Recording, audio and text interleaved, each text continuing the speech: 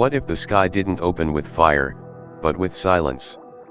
What if the most powerful message from the stars came not through sound, but through symbols that speak directly to your soul? In today's story, 12 alien ships arrive not to invade, but to offer something. A key. A gift. But with every gift, comes a price. What happens when humanity is forced to understand a language that changes the way we see time, memory, and even love? What would you give up, to unlock the future? Would you trade your past for peace? Would you sacrifice something you love, for something the world might need? This is a story of transformation, not just of Earth, but of the human mind.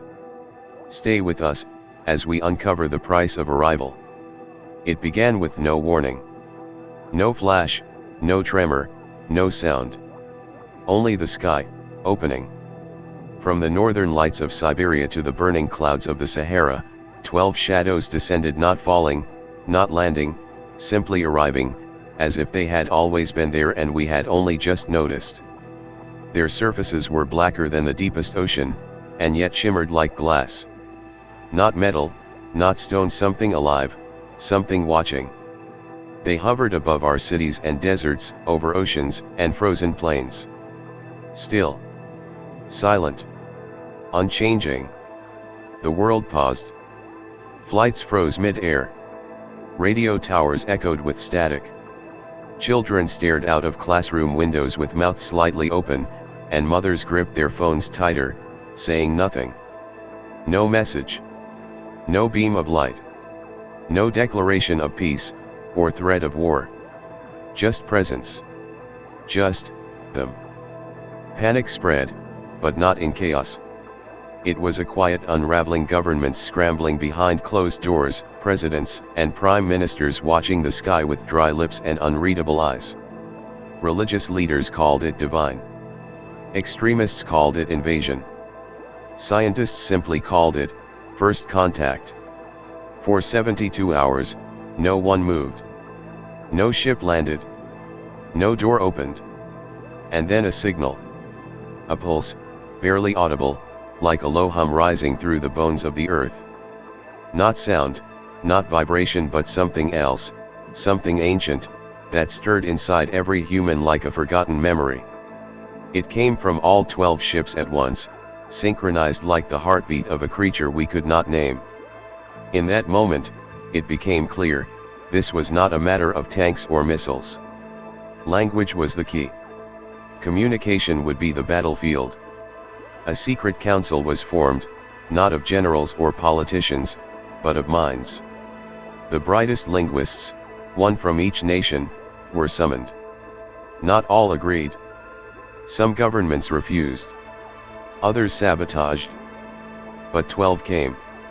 12 minds. 12 voices. Gathered in an underground facility beneath the ice of Greenland, surrounded by silence and guarded by paranoia. Each one had touched language in ways few others had, decoding ancient symbols, reconstructing dead dialects, interpreting thoughts behind words. Now, they were tasked with something far greater, understanding a species that did not think like us, did not speak in time like us, did not even exist in our linear perception. 12 ships.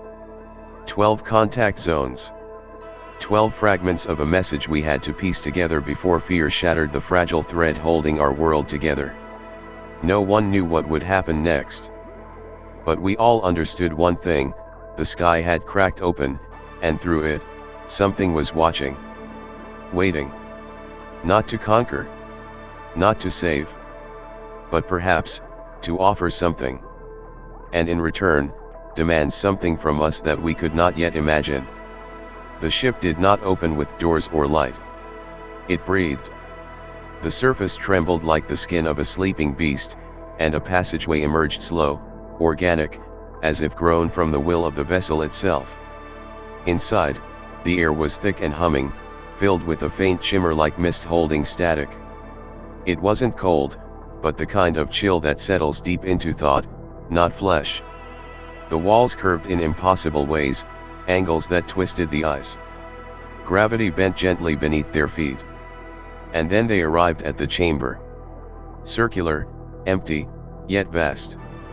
Its center was filled with a transparent wall, behind which, something waited. They were not beings of flesh. Not creatures in any sense the human mind could define. Their forms flickered like heat over black stone, tall, undulating masses of light and shadows, neither solid nor liquid. No eyes. No mouths. No limbs that moved with intention. They floated with purpose, silent, watching, reacting. Then one of them moved closer. Not a step, but a slide through the dimensions. And suddenly, it began. From the space before them, a shape emerged, suspended in the air, glowing faintly. A symbol, not written but grown, formed from strands of golden mist that curled and spiraled like smoke frozen in time. It hovered, pulsing, alive. The linguists stared, breathless. It was not a letter. Not a word. It was experience. A thought turned inside out. Within the loops and curls, there was meaning layered like sediment, not just message, but memory. Emotion. Time. The symbol expanded in their minds. Some felt a warm echo of childhood. Others saw strangers they somehow recognized. Some wept, without knowing why. They called it the language of mirrors. For every time they looked into it, it looked back not at their faces, but at their truths. The sessions continued, each one peeling back the logic of the symbols. But something began to shift. Not in the aliens but in the humans. The linguists, who once spoke with precision, now paused between sentences, sensing echoes of conversations not yet spoken. They began to finish each other's thoughts. Some wrote symbols in their notebooks unconsciously. Others dreamed of futures that hadn't arrived. They started remembering birthdays of children they hadn't yet conceived, funerals of friends still alive. It was subtle at first, a familiarity with moments that didn't exist, but it deepened. They shared visions in silence. They heard music from within the ship that stirred emotions they couldn't name. Language wasn't just changing their minds. It was rearranging them. The 13th session began like the others, slow breath, dim light, the familiar hush before the alien symbols bloomed in the air. But this time, something was different. The symbol emerged not as a simple curve or spiral, but as a vast, multilayered construct, glowing threads weaving in and out of each other like veins through glass, forming a shape that seemed to expand as one stared. The linguists watched, stunned, as the meaning unfolded not in words, but in knowing. The message was clear.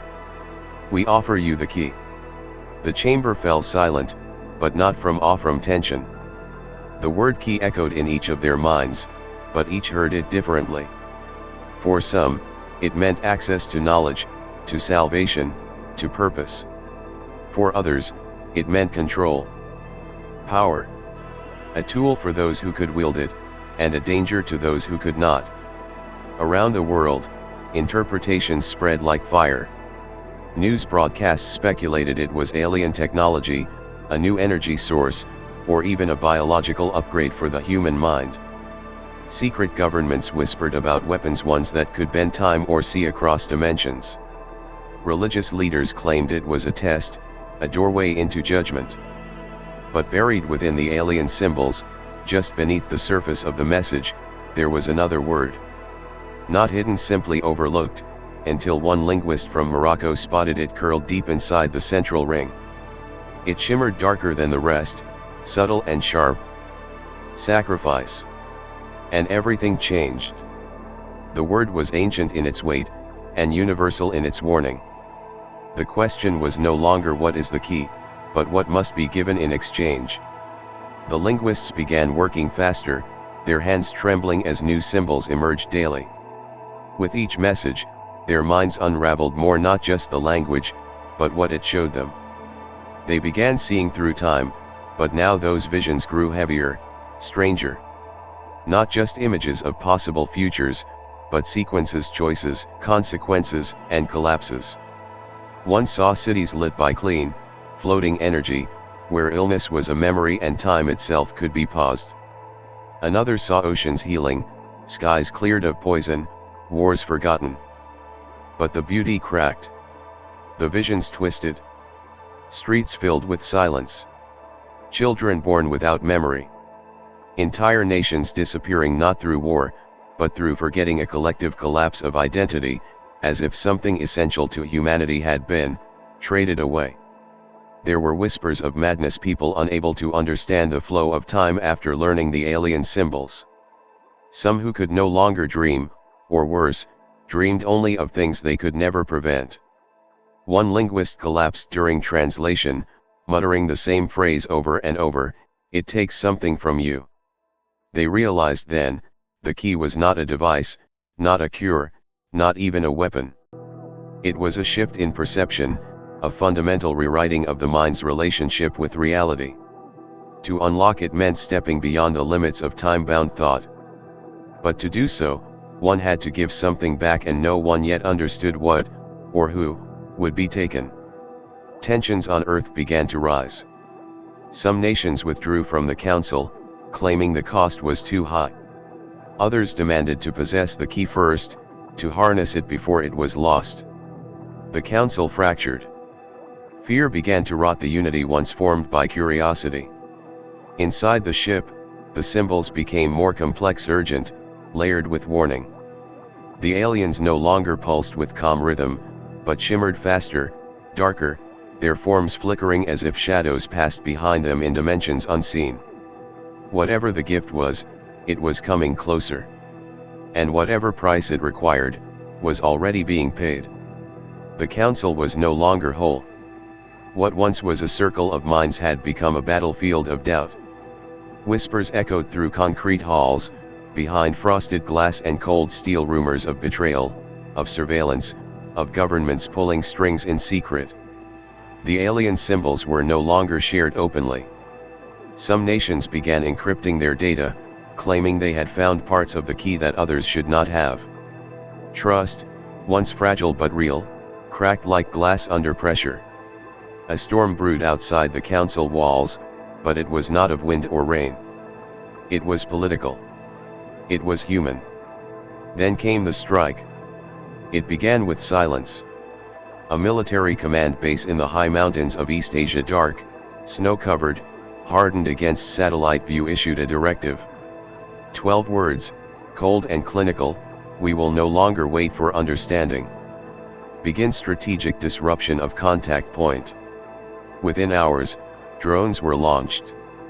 Not with bombs, but with frequency disruptors designed to interfere with the alien energy fields.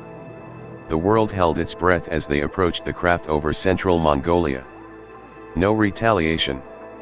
No movement. Until, the sound. It wasn't heard through ears, but through the spine, a low, subsonic pressure that rattled the earth and pierced the bones. Animals collapsed. Screens blinked into static. Glass shattered without being touched. And above the mountains, the ship changed. Its color darkened from black to a deep, impossible violet, and its edges rippled like something no longer anchored to this world. The air around it shimmered, folding inward, warping light. Then came the beam, not a laser, not fire, but something more ancient. A column of silence that dropped from the ship to the mountain base, and when it faded, there was nothing. No smoke. No debris. Just absence.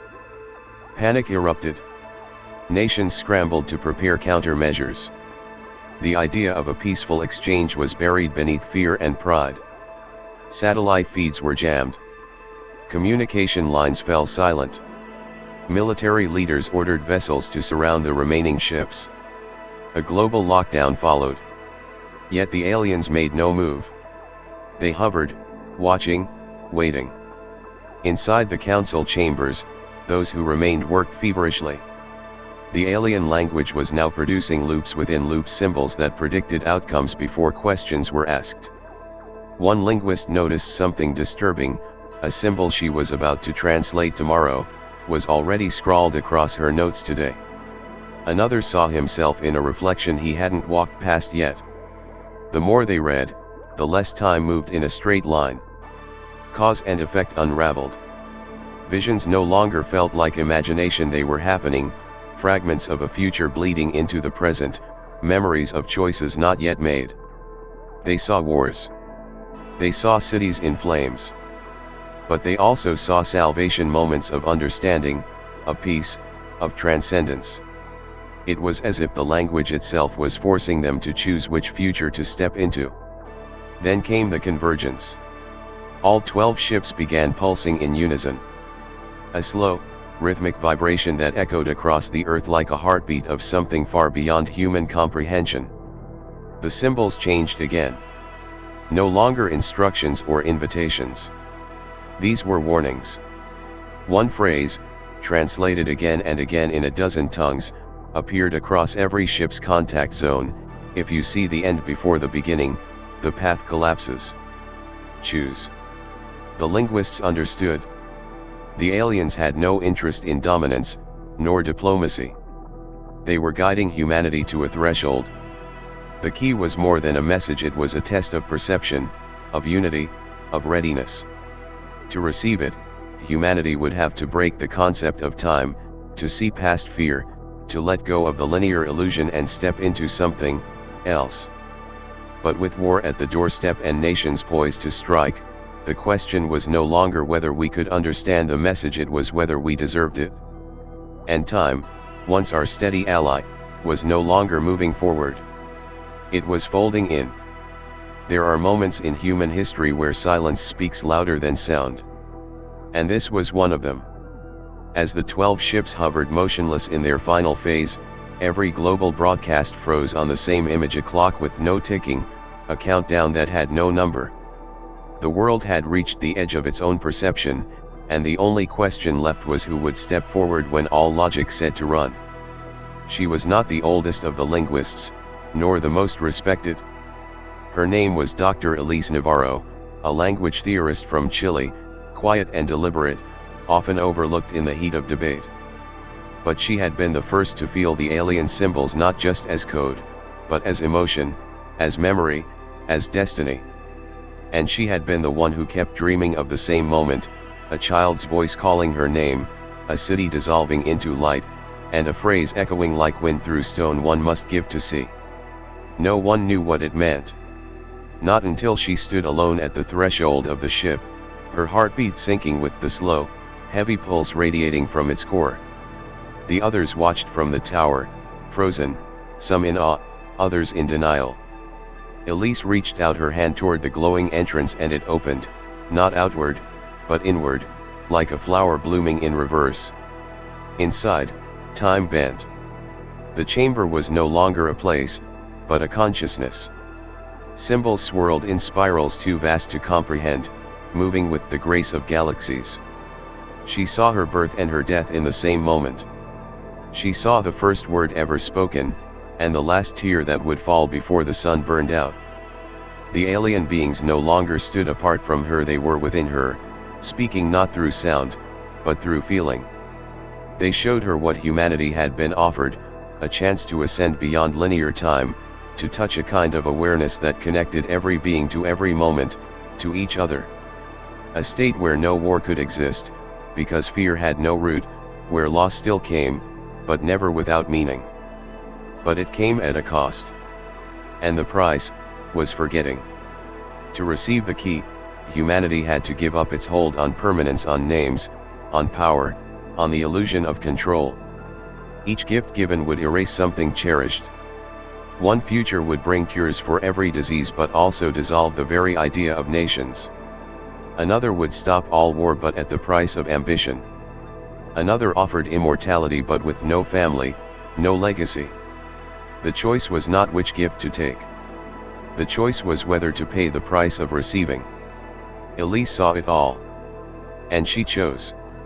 When she stepped out, her eyes no longer held the past. She looked at the remaining linguists and spoke words none of them recognized and yet understood. One by one, their minds opened. Across the world, the ships began to rise, slowly, silently, like leaves caught in an unseen current. They did not vanish. They became light, thin as wind, and scattered into the upper sky until nothing remained but a faint pulse in the atmosphere, a rhythm that would never stop. Weeks passed. Then months. The world did not end.